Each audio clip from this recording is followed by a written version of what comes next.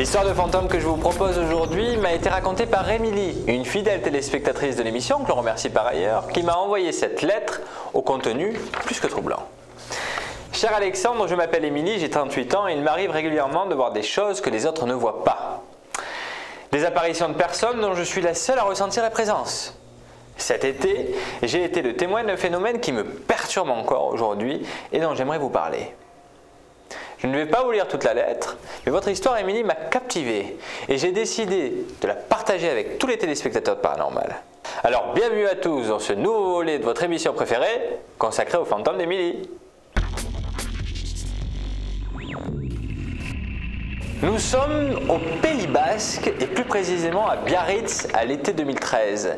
Émilie a loué une grande maison en dehors de la ville pouvant accueillir toute sa famille. Il y a Émilie et son fils de 9 ans, ses parents, son frère aîné et son épouse, ainsi que leur fille de 17 ans.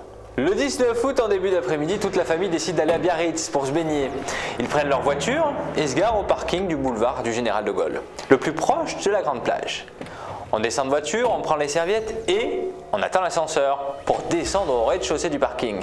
L'attente est longue, mais les portes s'ouvrent enfin et à l'intérieur de l'ascenseur, il y a déjà 2 personnes. Et bizarrement, elle ne se pousse pas pour laisser entrer Émilie et sa famille. Un peu énervée, Émilie force le passage et s'engouffre dans la cabine suivie des autres. Elles sont bizarres ces 2 personnes, très âgées, pas très bien habillées. Elles regardent les chiffres des étages qui défilent en rouge au-dessus de la porte. Mais le plus étrange, c'est un petit garçon qui les accompagne. Il doit avoir 6 ou 7 ans. Il est habillé d'un maillot de bain bleu et d'un t-shirt rayé. Émilie se demande bien ce que fait cet enfant avec ces 2 vieilles personnes. Ce sont peut-être ses grands-parents, pense-t-elle alors. Le petit garçon n'arrête pas de fixer Émilie.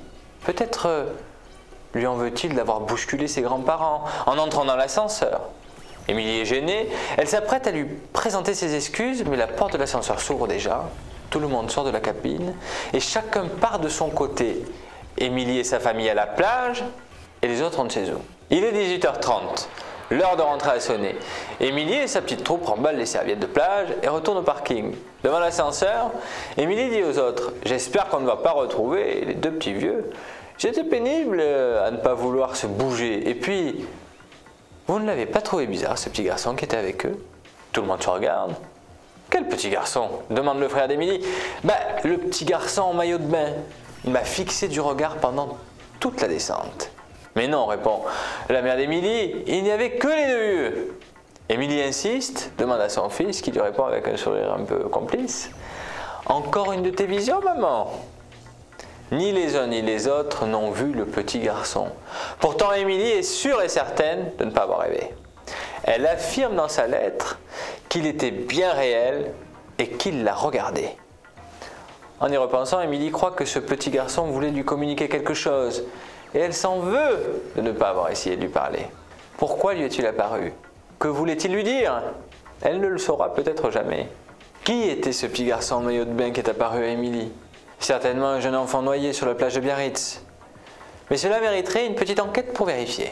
D'ailleurs, je pense proposer à Émilie de nous rencontrer afin de fureter dans les archives de Biarritz à la recherche de photos de jeunes noyés. Peut-être y découvrira-t-elle le visage du fantôme de l'ascenseur. Les fantômes apparaissent n'importe quand et n'importe où. C'est en cela que ces manifestations sont troublantes, car elles sont imprévisibles. Et surtout, la plupart du temps, nous sommes incapables d'en connaître le but ou d'en comprendre le sens. Accepter son don de médiumnité, c'est accepter aussi de subir de grandes frustrations. Je vous retrouve très prochainement pour un nouvel épisode de Paranormal. Entre-temps, si vous aussi, comme Émilie, vous avez été le témoin direct ou indirect d'un phénomène surnaturel, faites comme elle, racontez-moi votre histoire en m'écrivant à l'adresse qui s'affiche à l'écran.